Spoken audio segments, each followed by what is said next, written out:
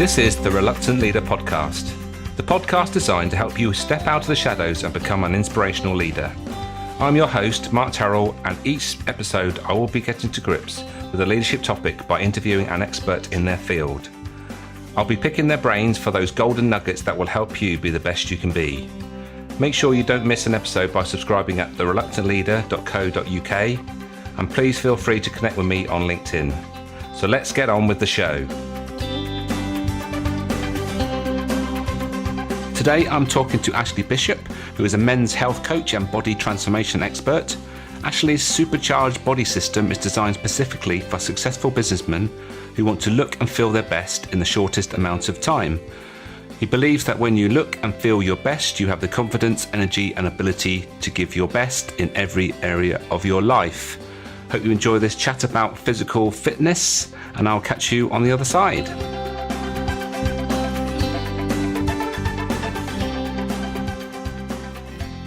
So Ashley, welcome to the Reluctant Leader podcast. Hello, thank you for having me. I was thinking the other day that I've had lots of these conversations around leadership things, and I think I must have saw something you did or whatever it was. I suddenly realised physical fitness. I hadn't talked about that. That's ridiculous. So here we are, and we're hopefully going to give some tips and tricks to anyone in a leadership position and how they can take care of their physical fitness, which obviously leads to all the good things that come from that. But before we get into that, I think the first thing we need to know is why you do what you do and what was the pivotal moment that set you on this path. Thank you. Well, so thank you for having me. It's great to be here. And you're right, it's physical health, mental health. It really is something that's sort of put on the back burner for most people, where actually it should be sort of much more in the forefront of their mind. But anyway, look, we're going to get onto that, I know. So I mean, I've been in the health and fitness world since 2000, primarily in my early days as a personal trainer. And for this was that very traditional sense of being a personal trainer, which was it's all diet and exercise, standing over someone, shouting at them, making them trying to squeeze out another couple of repetitions. Here's a diet plan. And this for me, it was a weird one because I've always been passionate about helping people, but it was really weird. It used to bug me a lot because my clients would get these amazing results while we were working together for 6 weeks, 3 months, 6 months, however long they needed. And they got their results, but then at the end, when we sort of had our goodbyes and well done and everything else, it would be a few months later and I'd get the phone saying, "Oh, it's all gone out the window. Actually, I put weight on. I've just lost all my energy." And this is something I struggle with because for me, I've never wanted to just help someone in the short term. I've wanted to have the ability to have a positive impact over their entire lives. So it kind of led to me going, do you know what? This personal training stuff, as it is, doesn't work. It's flawed.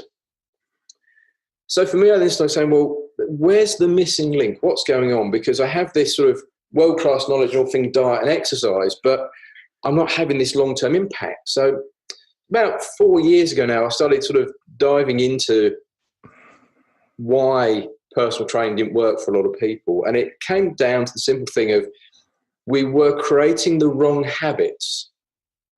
You see, in my belief, and this comes from a lot of the neuroscience courses I've done, everything we do is habitual. How we drive our car and even how we brush our teeth every morning. You'll notice that you brush your teeth the same way every single morning, and it'll feel weird if you try and do it differently. And actually, traditional personal training, this was sort of like the aha moment for me, is that traditional personal training created the wrong habits. It created a habit of dependency on your personal trainer, which, don't get me wrong, obviously from the financial implication is you're always going to need a personal trainer, so that's great.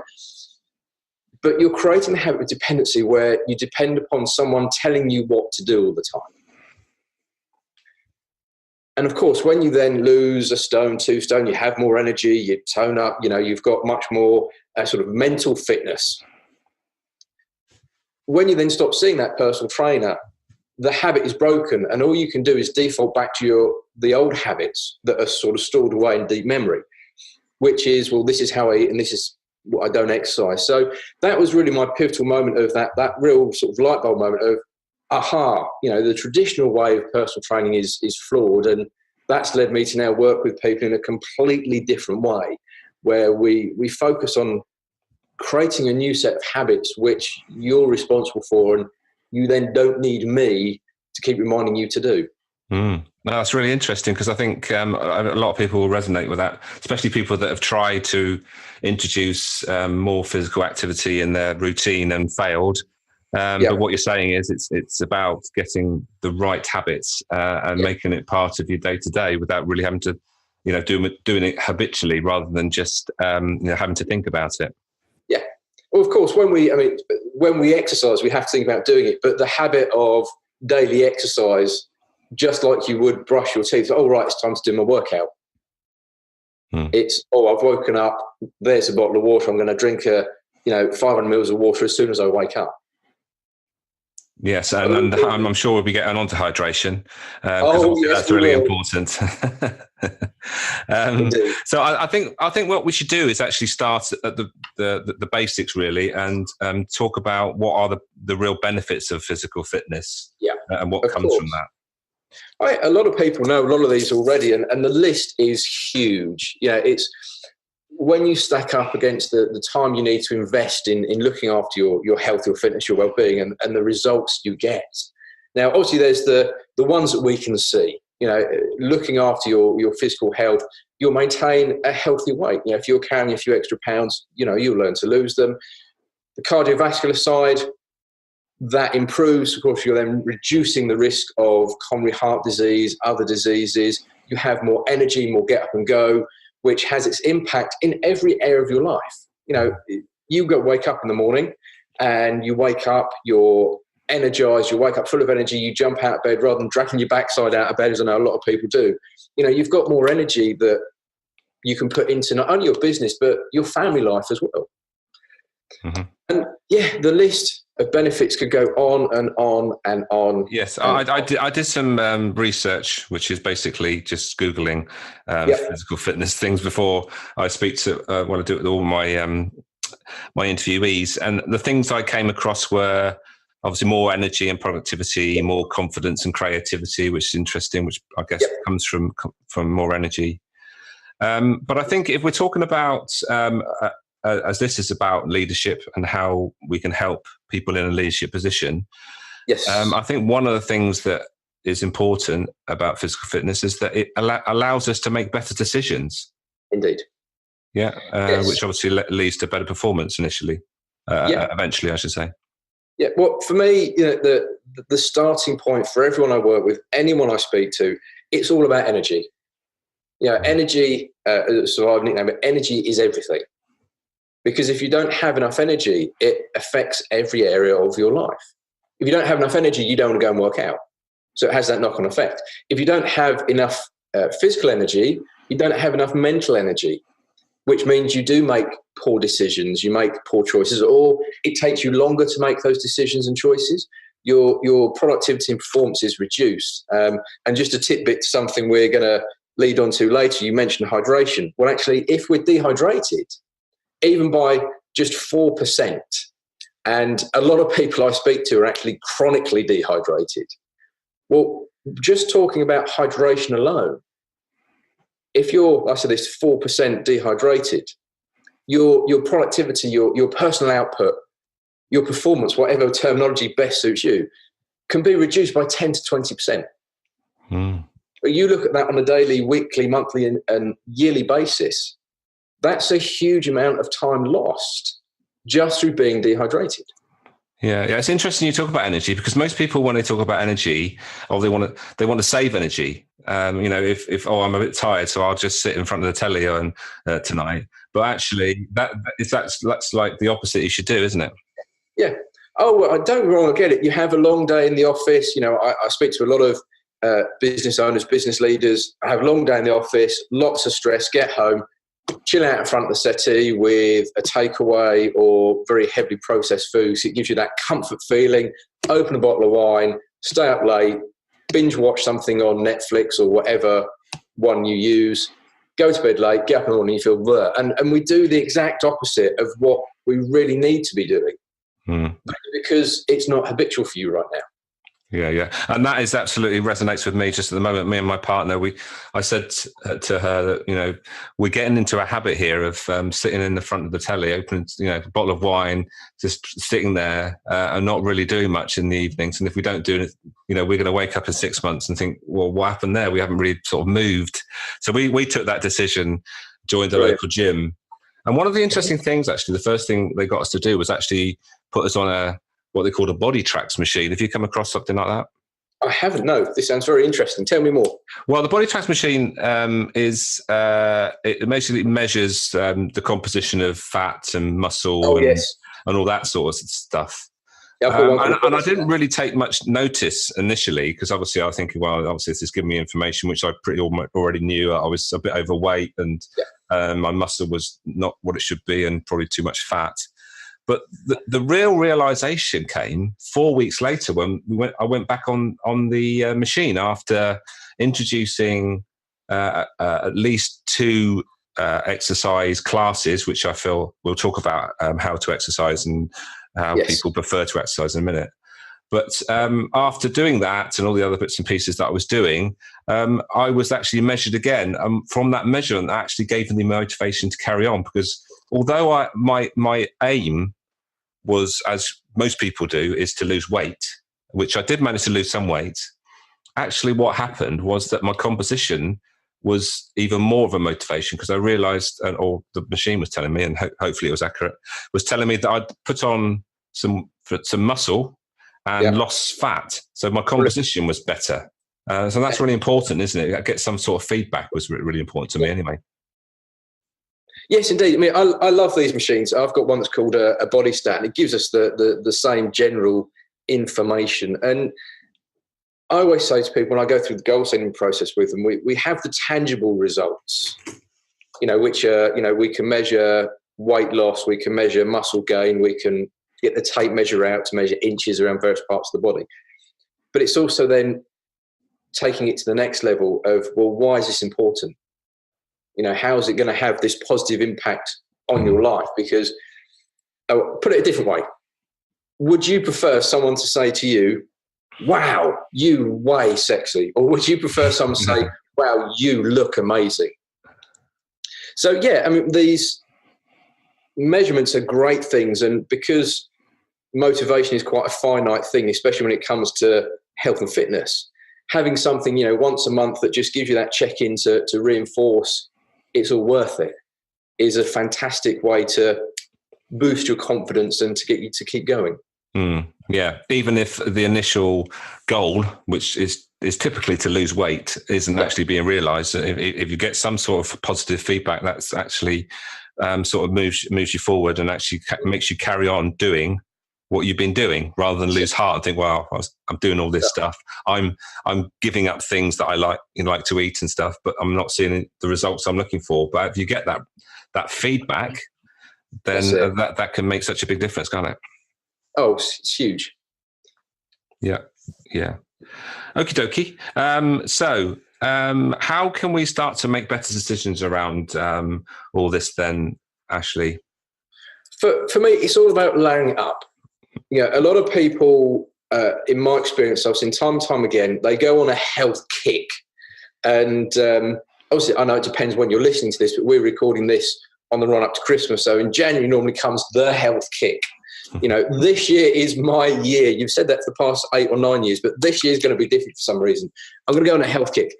And I just see a lot of people, they go mad. They try and change everything at once. And of course, that for a lot of people, especially when you are short on spare time, is quite overwhelming.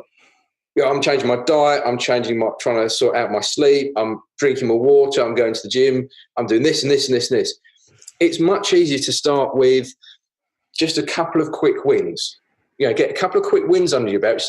Get something notable happening. Get some more energy, and that then gives you that stimulus, that motivation to take the next step.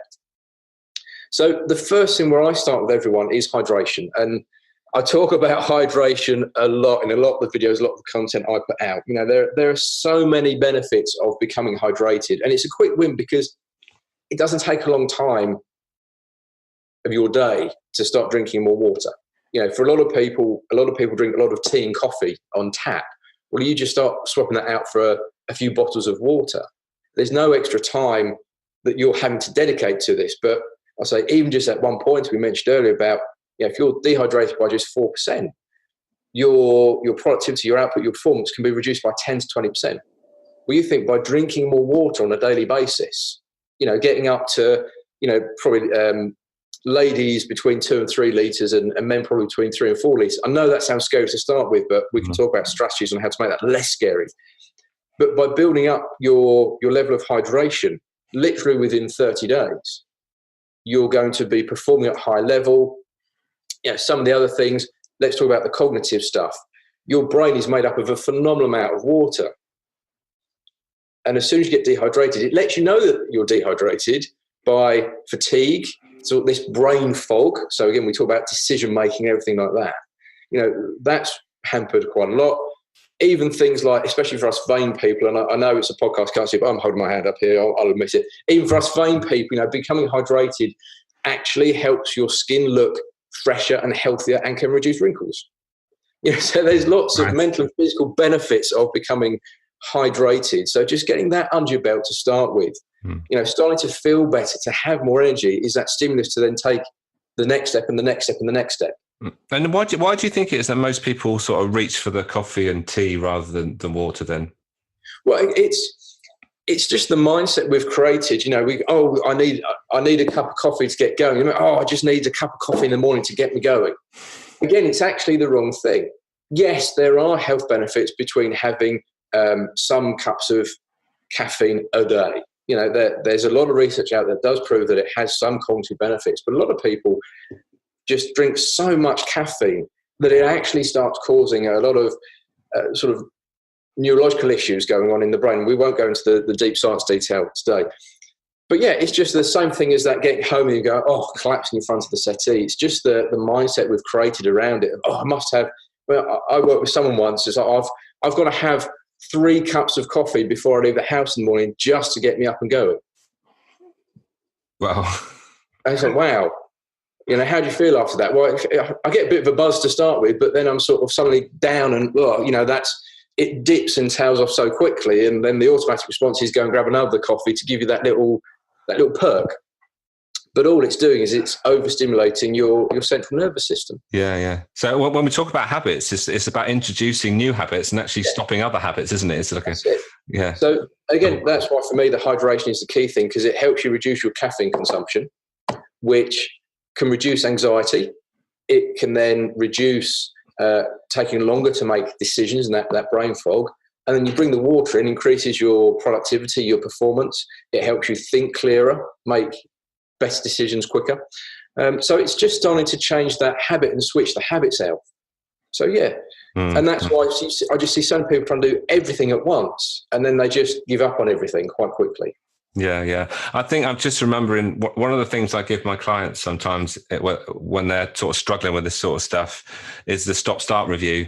And it encourages them to write down what they are consciously going to stop doing and consciously start doing. And that's the ideal thing. Most people will think about things like, I need to, around their work life, about things that they need to do at work. But actually, it really needs to be more than that. It needs to be things like this that we're talking about today, is think about health issues. Obviously, once your health is better, then you're going to perform better and you'll be able to get more things done.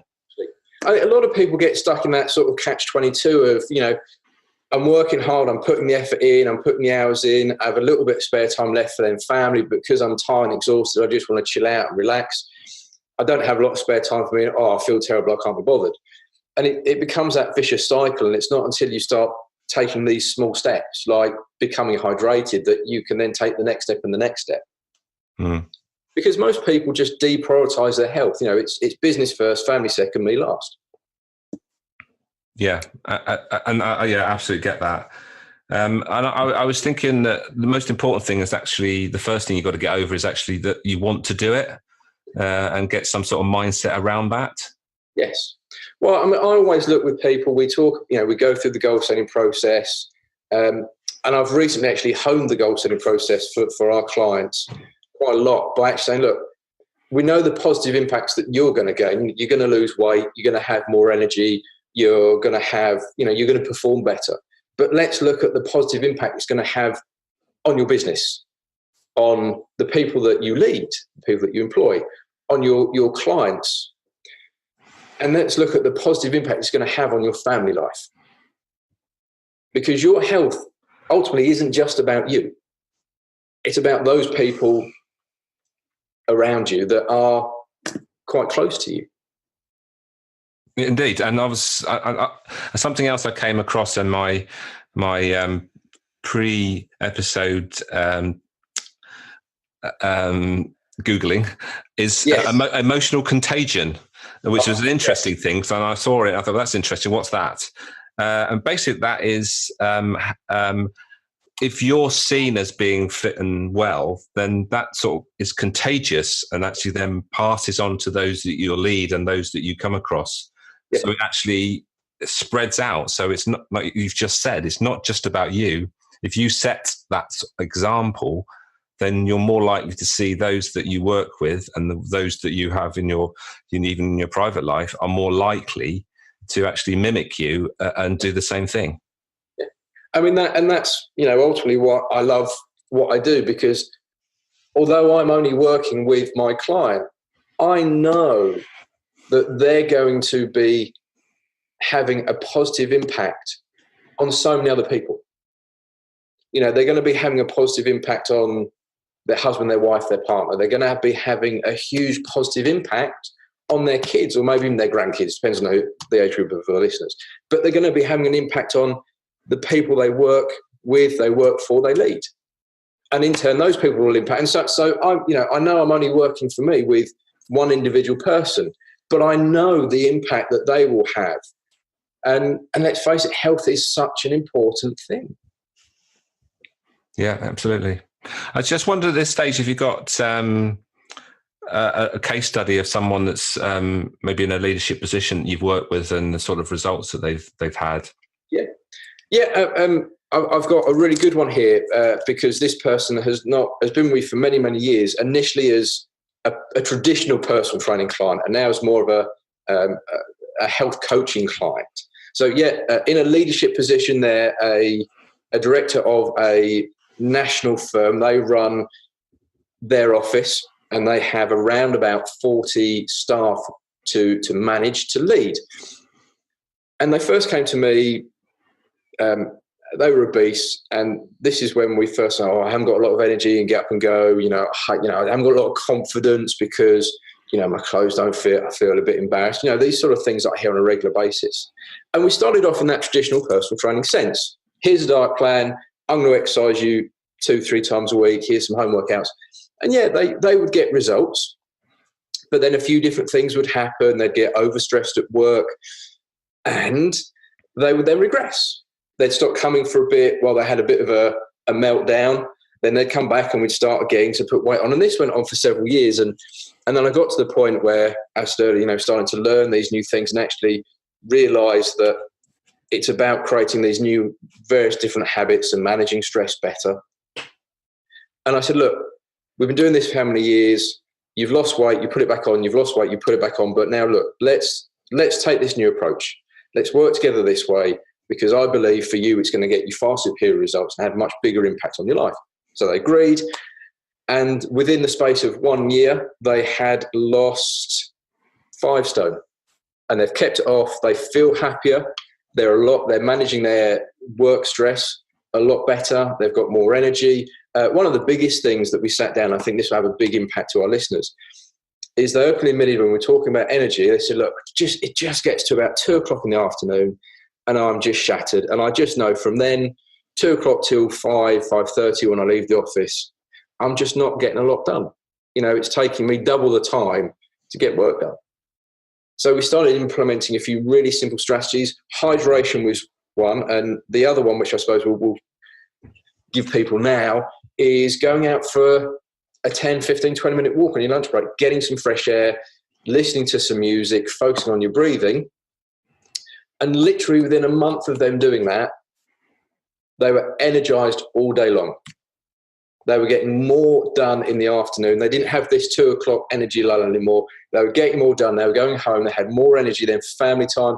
And there were some nights I was getting messages at 10 o'clock at night saying, actually, I know I should go to bed now, but I've just got so much energy, I'm going to have to go and get a bit more work done. Fantastic. That's brilliant. I was going to say to you, when you talk about that 2 o'clock thing, most people sort of put it down to that after lunch lull, and they think about what they might have eaten. But I guess we haven't mentioned it yet. We haven't talked about nutrition, but obviously that's important as well. Hugely.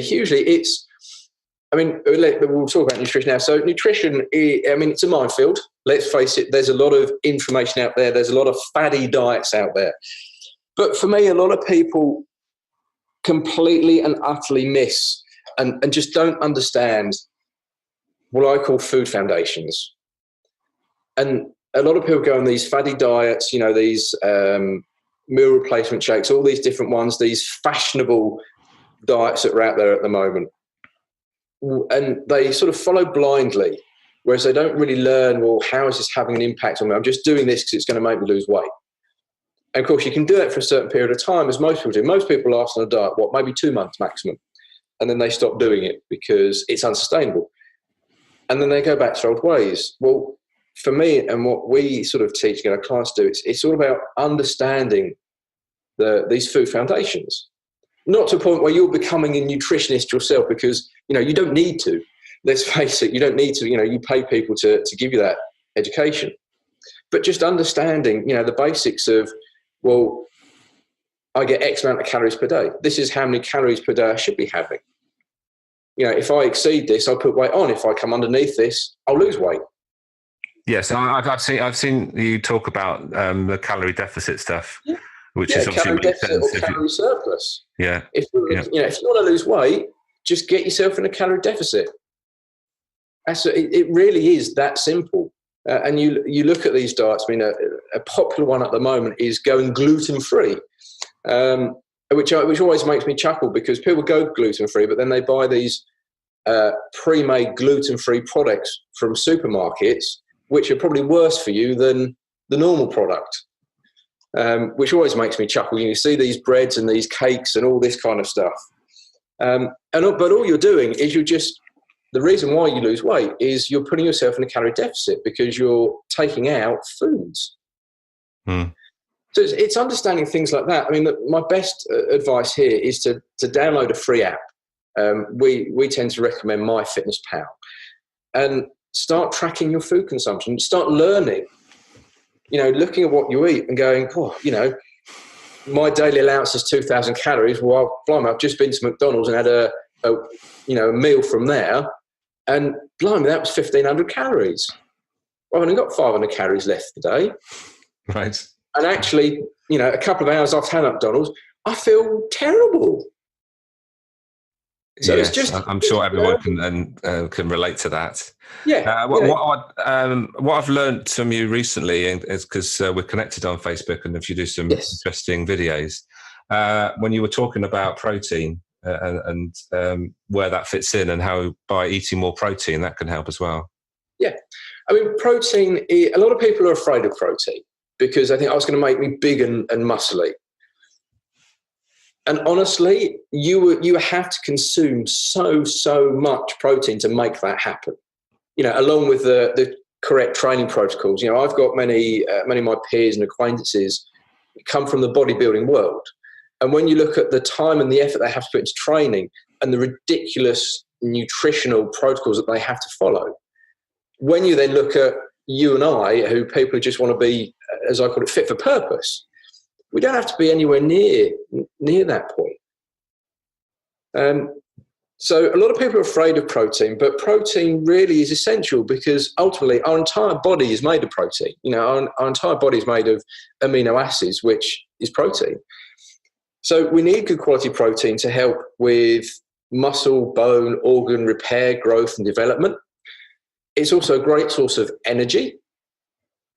And the key thing with protein, and this is where it links in with calorie consumption, is protein keeps us feeling fuller for longer. Protein keeps us feeling fuller for longer. It far outweighs carbohydrates or fats. So actually having a diet, whatever you want to call it, that you're getting a decent amount of protein in will actually help reduce hunger pains, which of course in turn helps reduce calorie consumption. So if you're wanting to shift a few pounds, there we go. Yeah. I mean, I'm sure everyone's seen there seems to be a proliferation of new items hitting our shelves that, you know, are labelled as protein this and protein that. Yeah, high protein. Even our you know, without mentioning particular chocolate bars, but there's chocolate bars with the protein option. Which is confusing, isn't it? Because we start linking to the old product, which is probably just packed full of fat and sugar, to protein, and then think, oh, okay, well, I'll just replace it with that, and that should be okay. But I'm guessing that probably that's not the right thing to do. Not really. I mean, the main thing with nutrition is nothing is bad for you. Nothing is bad. You know, chocolate isn't bad for you. Ice cream, I love ice cream, by the way. It's not bad for you. It may just be the volumes that you're having are not working for you. You know, it's a bit like, you know, let's face it, let's look over the past few years. You know, a couple of years ago, sugar was the worst thing ever. You know, and now carbohydrates are getting an absolute battering at the moment. You know, carbohydrates aren't great for you. They are. And actually, sugar, your brain that uses glucose to function. You need sugar. Carbohydrates are a great source of energy. So it's all about balance. Yeah, it's about going, do you know what? Having 6 chocolate bars a day is probably not a great idea. No. Having, you know, a chocolate bar every other day just to fix my chocolate craving, fine. Yeah. So it's but this comes back to, right, you know, it's about just learning the basics around food. You know, just learning this, you know, this actually keeps me feeling really full. This I eat and it gives me that instant satisfaction, that gratification, that reward. But actually an hour later, I'm really hungry again. Yeah. Okie dokie. It's all good stuff. We're not running out of time just yet, but I think the important thing here is to make sure that we give some tips on exercise. Yes. We we've not actually met in person, but we met online because we're part of a golfing networking group.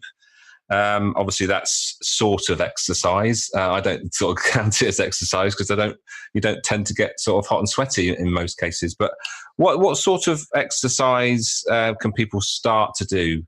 Excellent. I'm glad you brought the golf up because a couple of things with the golf, right?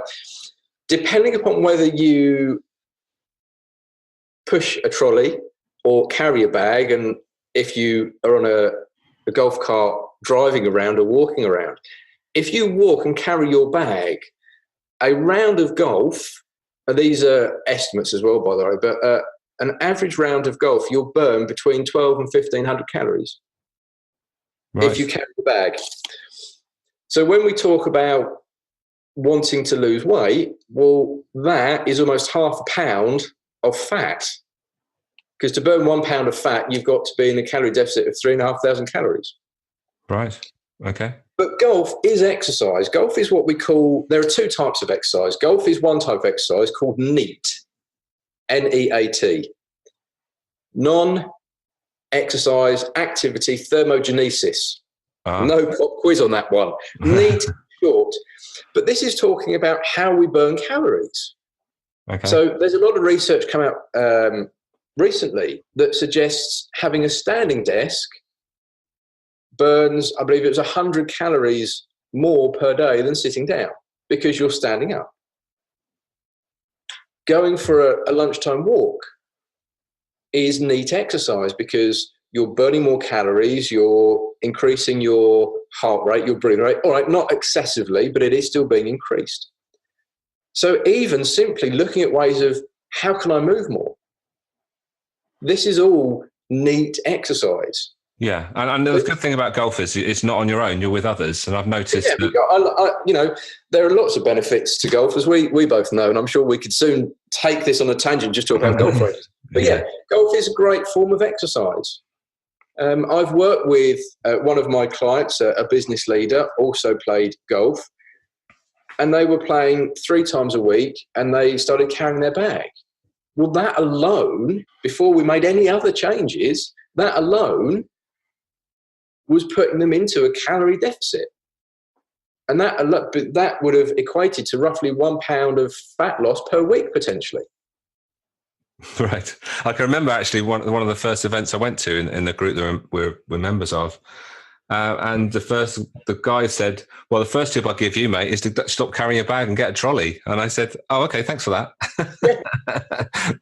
Yeah. Needless to say, he was quite a bit overweight.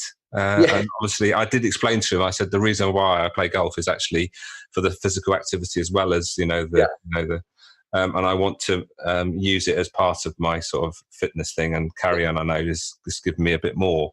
But what I've noticed actually, setting golf aside, is that for me, I'm not very good at going to the gym. A lot of people think, I join the gym, and they don't go. And the reason I don't really enjoy the gym is because I've noticed that I'm actually better when I'm exercising with others.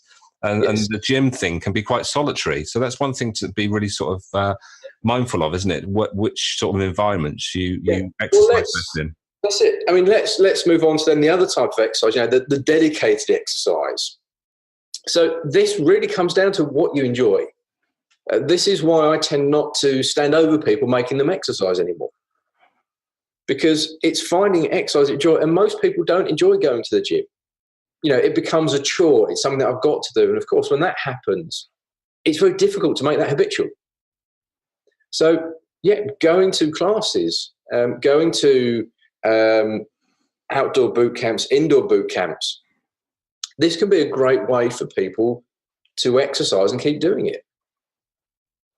So, I mean, exercise, I think a couple of things to know with sort of the dedicated exercise is, firstly, it doesn't have to consume your life. If you just want to be fit for purpose, exercising for maybe 2 hours a week, dedicated time, this is 2 hours a week, is enough. I mean, I like to break it down. For me, it's all about doing it daily, because that creates a daily ritual, a daily habit. So doing 10 to 20 minutes every day is enough. If it's raising your heart rate, if it's working your muscles. And again, you don't need a lot of equipment because you can use your own body weight. You can use resistance bands. They're fantastic. We love resistance bands because they're relatively inexpensive. They're easy to transport, and they just give you a wide range of additional exercises you can use at home. But again, small handbells, kettlebells, they're fairly inexpensive when you start putting them against a gym membership. And just doing 10, 15 minutes a day is enough. Yeah. Now, of course, if you want to become a bodybuilder or triathlete or run a marathon, it's not, because you then have to do stuff dedicated to that. But if you're someone who just wants to improve your health, improve your fitness, lose a few pounds, get those other benefits like the mental benefits, the cognitive benefits, then 10 to 20 minutes every day is enough. Yeah.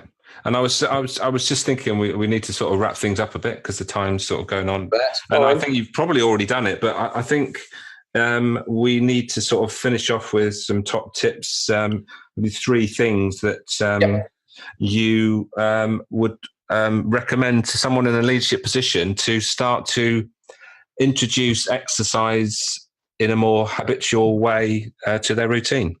Yeah, well, we have covered it, but let's just reinforce them. So hydration is one. That for me is the biggest one. Download a free app. Again, MyFitnessPal can do this. Download an app, track your daily water consumption. The equation, a really simple equation, is your body weight in pounds divided by 50. That will give you a 1 or 2 or 3 point something. That's how many litres a day you need. Because basically for every 50 pounds of body weight, no matter whether it's organ, bone, muscle, whatever, you require 1 litre a day. I then say to people, there's a certain level you max out at, because depending on how much weight you're carrying, you don't want to be drinking 6-7 litres a day, because that can then become unhealthy and cause other health issues. Mm-hmm. So I always say to ladies max out at 3, men would then max out at 4. But build it up over 30 days. Not many people can go, right, I'm going to start drinking 4 litres of water a day. Build it up over 30 days. Track it every day. Hold yourself accountable. Because again, when you write something down, like a business, when you write something down, you see it, you see the progress, you feel the benefits, you keep going. So hydration would be like number 1 for me. That has a huge impact. Then, number 2, using the MyFitnessPal, start tracking your food consumptions. Just start learning more about what you eat, how it makes you feel. Does this meal that you had give you lots of energy, or make you feel really tired and lethargic and bleh?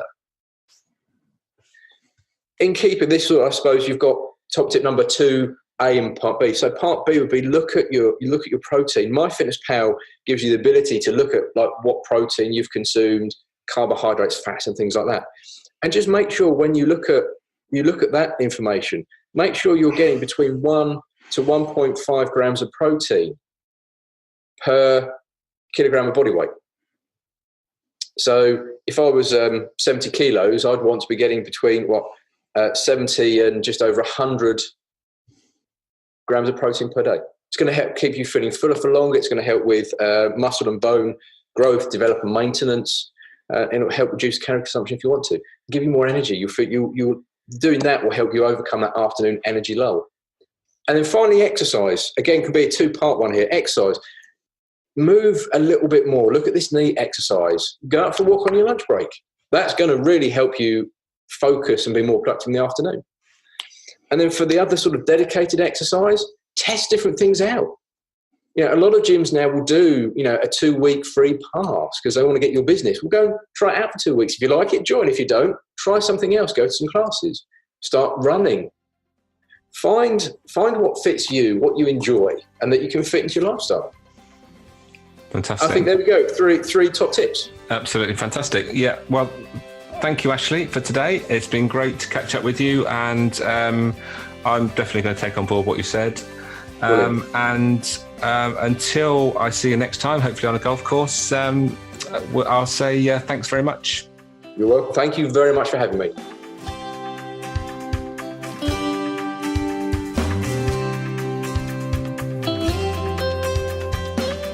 Thank you for listening today. As action leads to outcomes, make sure you make a note to start, stop, or continue doing whatever struck a chord in this episode.